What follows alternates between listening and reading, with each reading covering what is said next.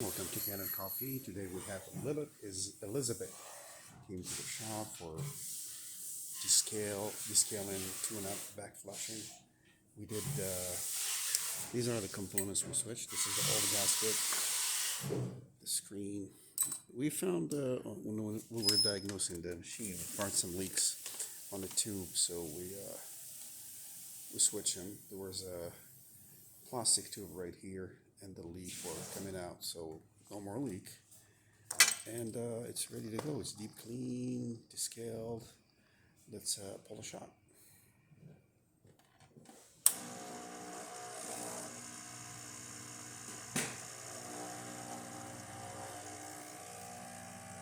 As you can see, beautiful crema building up. That's what you want in espresso.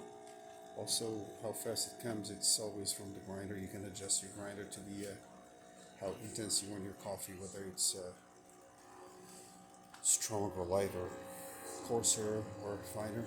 So here you have it, beautiful little Elizabeth.